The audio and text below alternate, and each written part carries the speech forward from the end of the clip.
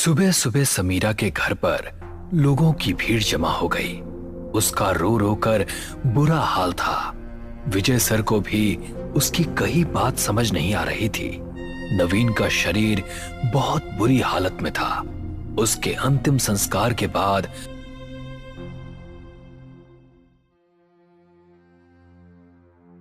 शाम के समय विजय फिर से उसी तांत्रिका के साथ समीरा के पास पहुंचा। समीरा अपने कमरे के अंदर बंद थी और उसके बुदबुदाने की आवाज बाहर तक सुनाई दे रही थी। समीरा, समीरा दरवाजा खोलो, मैं हूं विजय। ये सुनकर समीरा ने दरवाजा खोला। उस कमरे में चारों तरफ अंधेरा था। विशाखा समीरा को बड़े ही अजीब तरह से देख रही थी। तुम इस कमरे में किससे बातें कर रही थी? मैं किससे बात कर सकती हूँ मैम? मुझसे बात करने वाला तो चला गया ना। समीरा, मैं जानता हूँ ये वक्त तुम्हारे लिए बहुत मुश्किलों भरा है, लेकिन हम बिल्कुल रुक नहीं सकते। अब सच सच बताओ कि जब मैं यहाँ आई थी तो उससे पहले क्या तुमने उस ताबूत को खोलकर सुजैना की लाश को देखा था? नहीं तो मैं भला उसे क्यों देखूंगी? फिर ऐसा कैसे हो सकता है? वो लाश जिंदा कैसे हुई? उसने नवीन को मारा और फिर पता नहीं कहाँ गायब हो गई। कब्र से निकलने के बाद जो भी पहला शख्स उस लाश को देखता वो उसी के संपर्क में रहने वाली थी, और तुम कह रही हो कि तुमने नहीं देखा। तो फिर कौन सकता है? विजय ने विशाखा की आंखों में देखा और फिर कुछ सोचकर वो दोनों वहां से चुपचाप चल दिए। उनके जाते ही समीरा के चेहरे पर एक रहस्यमयी मुस्कान झलक आई और वो फिर से अपने उस अंधेरे कमरे में चली गई। वो योग मुद्रा में जमीन पर बैठी और फिर खिड़की के रास्ते सुजैना वहां पहुंची। सुजैना, जैसा तुमने कहा था मैंने बिल्कुल वैसा ही किया और तुम्हारे बारे में सब कुछ राज ही रखा। अब वक्त आ गया है कि तुम मेरा इनाम मुझे दे दो। जरूर समीरा, तुम असल में बड़े इनाम की हकदार हो। मेरे पहले पति के हिस्से की सारी दौलत मैं तुम्हें ही देने वाली हूँ। ये सुनकर समीरा बहुत खुश हुई। सुजैना उसको अपने साथ उस वीरान कोठी में ले गई जहां वो अपने पहले पति के साथ रहा करती थी।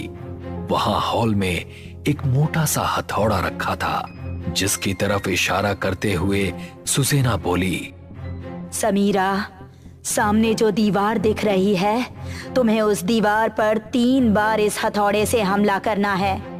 लेकिन ये दीवार तो काफी मजबूत दिखाई देती है। 3 हमलों से ये नहीं टूटने वाली। जैसा मैं कह रही हूँ तुम वैसा ही करो। ये सुनकर समीरा ने वो भारी सा हथौड़ा उठाया और उस दीवार पर 3 हमले किए। बड़े ताजुब की बात थी कि वो दीवार जरा सी भी खराब नहीं हुई। समीरा भी थक गई थी। उसने हथौड़ा जमीन पर फेंक दिया। मुझे नहीं लगा था कि तुम मेरे साथ इतना घटिया मजाक करने वाली हो। ये सुनकर सुजैना की आंखों में गुस्सा उतर आया। तभी एक भयंकर आवाज आई। समीरा ने जो देखा उसे अपनी आंखों पर यकीन नहीं हुआ। वो दीवार अपने आप खिसक गई और उसके पीछे एक स्टोर रूम नजर आया। इसी स्टोर रूम में एक बक्सा रखा हुआ था, जिसे देखकर समीरा के चेहरे पर मुस्कान झलक आई। मुझे माफ कर दो, मुझे समझने में गलती हो गई। समीरा उस बक्से की तरफ बढ़ी। उसने जैसे ही बक्सा खोला, उसके अंदर नीले सोने और हीरे के जेवरों को देखकर उसकी खुशी का ठिकाना नहीं रहा। ओह माय गॉड, मैं सबसे अमीर हो गई, सबसे अमीर। अभी वो दोनों जोर जोर से हंसी रही थी कि वहां पर ना जाने कैसे विशाखा और विजय दोनों पहुंच गए। विजय के हाथ में एक कुल्हाड़ी थी। उसने देर न करते हुए सुजैना की गर्दन उड़ा दी और वो कटकर खजाने के बक्से के पास जा गिरी। ये तुमने क्या किया? हमें खजाना मिल चुका है, अब इसकी जरूरत भी क्या थी? उन्होंने देखा कि सुजैना का शरीर अभी भी इधर उधर डगमगा रहा था। विजय, जल्दी से उसके 60 टुकड़े कर दो, वरना ये फिर से जीवित हो जाएगी। जय ने उसके दोनों हाथों और दोनों पैरों पर हमले कर उसके शरीर के 60 टुकड़े कर दिए। इसके सारे टुकड़ों को अलग अलग गड्ढों में खोदकर दबा दो। और एक बात और। विशाखा ने विजय को 7 नींबू दिए और बोली कि हर गड्ढे के अंदर उसके शरीर के एक हिस्से के साथ ये एक नींबू भी दफन करना है। हर एक पार्ट को अच्छे तरीके से गिन कर रखना है। विजय ने उसके सारे टुकड़ों को समेटा और उनको बाहर मैदान में ले गया। समीरा और विशाखा अभी भी कोठी के अंदर मिले हुए खजाने की एक एक चीज को देखकर खुश हो रही थी। 7 गड्ढे खोदने हैं, मुझे तो सब्र भी नहीं हो रहा। कब ये काम पूरा होगा और कब मैं अरबपति बनूंगा। विजय ने एक छोटा गड्ढा खोदा और सबसे पहले सुजैना का सर उसमें रख दिया। फिर एक नींबू उसमें रखकर उसका मुंह बंद कर दिया। इसी तरह वो एक गड्ढा खोदता और उसके शरीर का एक हिस्सा एक नींबू के साथ दफन कर देता। जल्दबाजी में उसको ध्यान ही नहीं रहा कि उसने कितने गड्ढे खोदे और कितने हिस्सों को जमीन में गाड़ा। जब उसने देखा कि अब जमीन पर एक भी हिस्सा नहीं बचा, लेकिन अभी भी एक नींबू उसके पास बचा है, तो वो सोचने लगा, शुक्र है सारे पार्ट्स दफना दिए, लेकिन ये नींबू कैसे बच गया? शायद विशाखा ने मुझे 8 नींबू दे दिए होंगे। ये सोचकर उसने वो नींबू एक तरफ फेंक दिया। अब अपना हिस्सा लेने जाता हूं, ये कहकर वो भी कोठी के अंदर दाखिल हो गया। क्या बात है, दोनों बहुत खुश लग रही हो, मुझे भूल गई क्या? तुमने उन 7 टुकड़ों को दफना दिया? ये सुनकर विजय ने थोड़ा अनडेफिनेट होते हुए कहा, हाँ दफना दिए।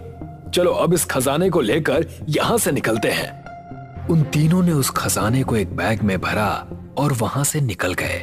कुछ देर चलने के बाद विशाखा ने फिर विजय से सवाल किया, तुमने एक एक करके उन गड्ढों में एक बॉडी पार्ट के साथ एक नींबू डाला था ना? तुम बार बार क्यों पूछ रही हो? आखिर उन नींबुओं में ऐसा क्या था? वो 7 नींबू अभिमंत्रित थे। उसके शरीर के हर एक हिस्से के साथ एक नींबू इसलिए दफन करना था जिससे उसके शरीर का कोई भी हिस्सा अपने आप रेंग कर वहां से चला ना जाए। अगर वो 7 नींबू भी दफन हो चुके तो समझो तुमने काम ठीक किया। विजय को अब लग रहा था कि उसने कोई गलती कर दी है, लेकिन अरबपति बनने की खुशी उसको वापस उस कोठी की तरफ जाने से रोक रही थी। इस तरफ सुजैना का कटा हुआ हाथ उसी जमीन पर रेंग रहा था। उस कटे हुए हाथ ने एक फावड़ा उठाया और गड्ढा खोदना शुरू किया। उसने सुजैना के शरीर के सभी अंगों को निकाल लिया और उसकी कटी गर्दन ने भी आंखें खोल ली। लालची इंसान लालच में आकर कोई ना कोई गलती जरूर करता है। अचानक तेज तेज हवाएं चलने लगी। उसके शरीर के सभी अंग अपने आप जुड़ गए। वो तीनों अभी बड़ी खुशी के साथ आंखों में सपने लिए शहर की तरफ जा रहे थे। उन्होंने तय किया कि वो पहले विजय के आउट हाउस जाएंगे और वहां पर अपने अपने हिस्से का माल लेकर निकल जाएंगे। विजय, अब सब्र नहीं हो रहा, जल्दी से मुझे मेरे हिस्से का सोना दे दो, फिर मैं चलती हूँ। अरे अब तो सोना हमारे कब्जे में आ चुका है, अब किस बात की जल्दी है? हाँ यार, पार्टी तो बनती ही है। उन तीनों ने अब खुश होकर पार्टी शुरू की। मध्यम म्यूजिक और हाथों में ड्रिंक्स के गिलास उनके सेलिब्रेशन को और यादगार बना रहे थे। मैं जरा वॉशरूम होकर आती हूँ। समीरा वॉशरूम चली गई।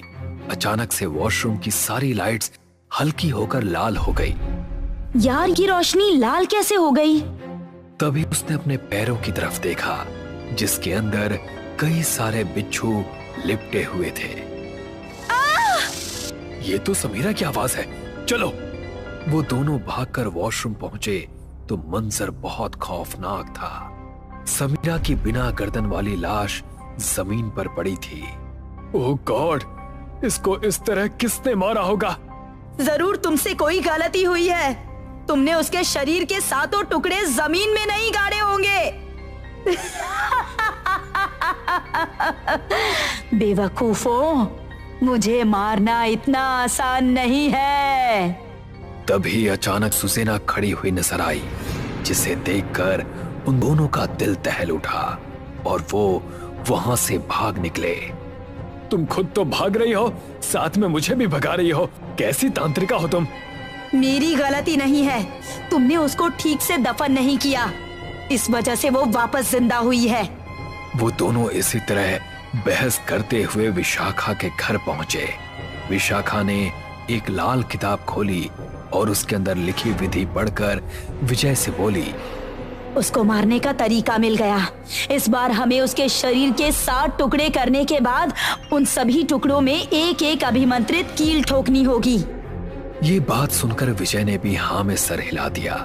वो दोनों एक कुंड के सामने बैठकर 7 कीलों को बीच में रखकर उनको मंत्रों द्वारा अभिमंत्रित करने लगे। अभी एक आखिरी कील बची थी कि तेज तूफानी हवाएं चलने लगी और कुंड की आग बुझ गई। ये अचानक इतनी तेज आंधी कैसे आ गई? जरूर वो कहीं आसपास है। विजय ने वो सभी कीलें उठा ली। तभी न जाने कहां से विशाखा के कंधों पर सुसेना आ बैठी। छोड़ो मुझे! विजय उसकी मदद करने की बजाय उस कमरे से बाहर भाग निकला। मुझे बचाओ विजय! सुसेना ने विशाखा को जमीन पर गिरा दिया। कोई नहीं बचा सकता तुझे। कुछ ही मिनटों के बाद विजय एक हथौड़े के साथ उस कमरे में पहुंचा। उसने देखा कि सुसेना विशाखा के शरीर पर नाखूनों से बेतहाशा हमले कर रही है। विजय ने अपनी मुट्ठी में पकड़ी कीलों को जकड़ लिया। उसने आगे बढ़कर एक कील सुसेना के माथे पर रखी और हथौड़े की मदद से उसे ठोक दिया। सुसेना बुरी तरह चीखने लगी। विजय ने देर ना करते हुए उसकी दोनों हाथों की हथेलियों पर भी कीलें ठोक दी और दोनों पैरों के पंजों पर भी कीलें ठोक डाली। विजय, तेरी ये हिम्मत! सुसेना का शरीर अब उसके काबू में नहीं था। वो जमीन पर पड़ी ऐसे कांप रही थी जैसे उसको हजारों वॉट की बिजली ने पकड़ लिया हो। अब विजय के पास 2 कीलें बची थी। उसने एक कील सुसेना के पेट में और 7वीं कील उसके सीने में ठोक दी। अब वो बहुत बुरी तरह चीखने चिल्लाने लगी। विजय ने विशाखा को सहारा देकर खड़ा किया। उसे नजर आया कि उसी कमरे के अंदर एक कोने में कुल्हाड़ी भी रखी है। उसने सुसेना के शरीर के 7 टुकड़े करके इस बार उसने अच्छे से गिनती करके उन्हें दफना दिया। अब वो सारी दौलत हमारी है। उसे आपस में बांटने के बाद ना तुम मुझे जानती हो और ना मैं तुम्हें। ठीक है। ये तय करके दोनों ने सोने को 2 हिस्सों में बांटा और फिर अपने अपने रास्ते हो लिए। विजय अभी रास्ते में ही था। उसकी नजरों के सामने वो सारे मंजर किसी तस्वीर की तरह चल रहे थे। हमें हर एक कील पर मंत्र पढ़कर उसको अभिमंत्रित करना है। Oh shit!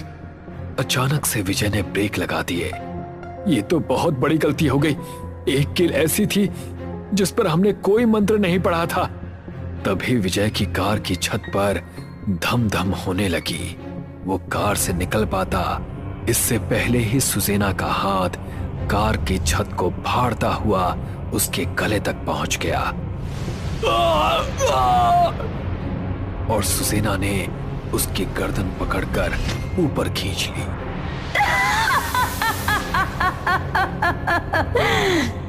ये मंजर बहुत ही खौफनाक था। कार की छत पर सुसेना खड़ी थी, जिसके हाथ में विजय की टूटी गर्दन थी।